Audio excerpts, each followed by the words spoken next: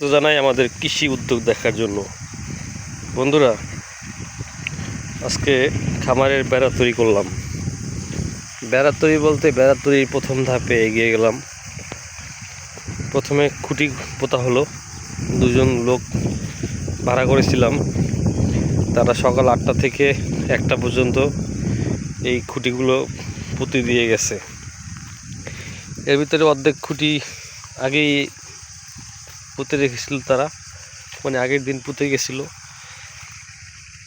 আজকে এসে বাকি কাজটা করলো। এই খুঁটি পুঁততেই আমার 2 দিন লাগছে।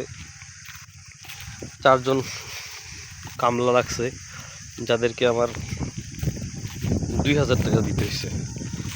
চিন্তা করছেন যে এই সামান্য খুঁটি কুপতেই আমার 2000 টাকা খরচ হয়েছে। কারণ বাঁশ কাটাই অনেক কঠিন, বাঁশ কাটতেই সময় লাগছে অনেক, বাঁশের পিছনেই সময় গেছে। এই যে এখন একটা পর্যায়ে আসছে খামারটা, আলহামদুলিল্লাহ। এখন শুধু বেড়া দিব, বেড়া দিলেই মোটামুটি খামারটা দাঁড়িয়ে যাবে। দেখুন, এই যে আগের যে খামার বলতে আসলে একটা বাগান আর কি। তো খামার বলতে আমার ভালো লাগে, মনে হয় একটা স্বপ্ন আর কি। তো আগের বাগানটা এইভাবে বেড়া দিয়ে রাখছিলাম। এই যে এরকম বেড়া এখন এই পাশেও দিব। এখানে মোট 8% জমি, ভুল বললাম হয়তো, 8 করা জমি। 8 করা জমিতে আমার এই বাগানটা, লম্বা করে জমিটা। এখন এই জমিতে আমি 2টা পুকুর পাইছি। একটা পুকুর অবশ্য ভরে ফেলতে হবে। এই যে একটা পুকুর পাইছি, আর এখানে পেলাম আর একটা পুকুর। এই যে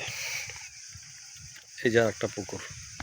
এই পুকুরটা একটু ছোট, বর্ষাকাল যাতে পানি মাছ প্রবেশ করে সেই জন্য একটা ছিদ্র রাখছি।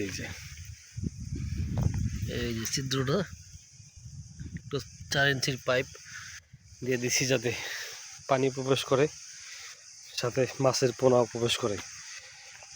দেখবো যে এটার ভিতরে কি মাছ পানি কি থাকে।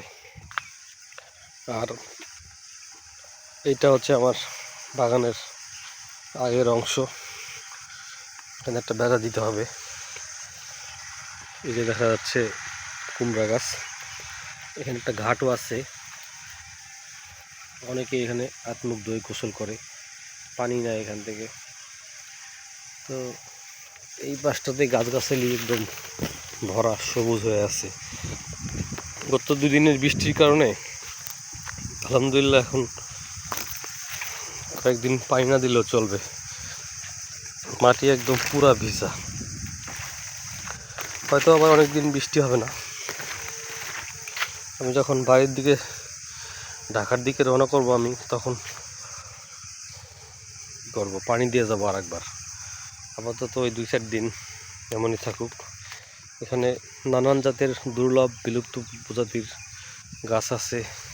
চুইঝাল, গোলমরিচ, কফি, কোকোয়া, এরকম শুরু করে এরকম নানান জাতের গাছ আছে, যেগুলোর নাম অনেকেই জানে না, আমিও এক সময় জানতাম না। আসলে এটা একটা সংগ্রহশালা। বাঁশে আছে 10-12 পদের। মাশাআল্লাহ, বাঁশগুলোও সুন্দর হয়েছে। এটা একটা চন্দন গাছ, লাল চন্দন। এটা ম্যাজিক্যাল বেরি গাছ, এটা খাওয়ার পর টক ফল মিষ্টি লাগে। সুন্দরবনের একটা গাছ আছে, খুবই রেয়ার প্রজাতির। এই যে, আর এটা হচ্ছে আমার সেই সুন্দর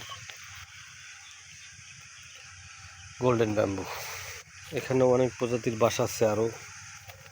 এই যে বাঁশ, এই যে বাঁশের আর শেষ নাই আর কি।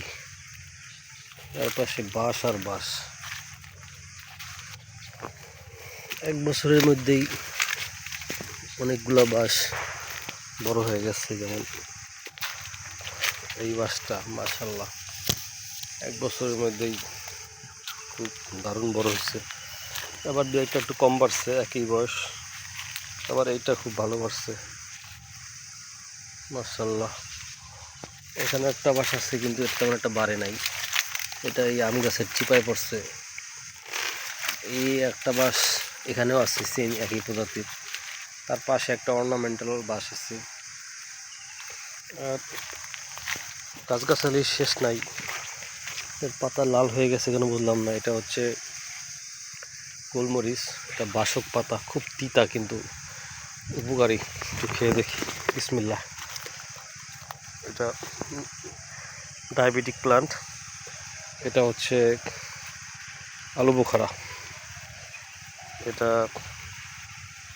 এটার নামটা হচ্ছে দইগোটা বা বাংলার জাফরান। এটাও আলু বোখারা। আর সবচেয়ে মজার গাছটা হচ্ছে এই যে পাউলুনিয়া, এটা শেকড় থেকে চারা হয়। অনেক দামি গাছ, আমি এখান থেকে শেকড় তুলে চারা বানানোর জন্য রেখে দিয়েছি।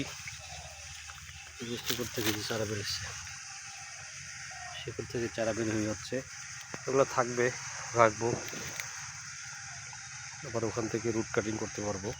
যাই হোক, এখন পরন্ত বেলা, বেশিক্ষণ থাকবো না, রোদের তাপ।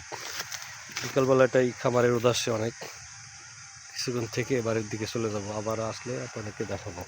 আপনারা ভালো থাকেন, আসসালামু আলাইকুম।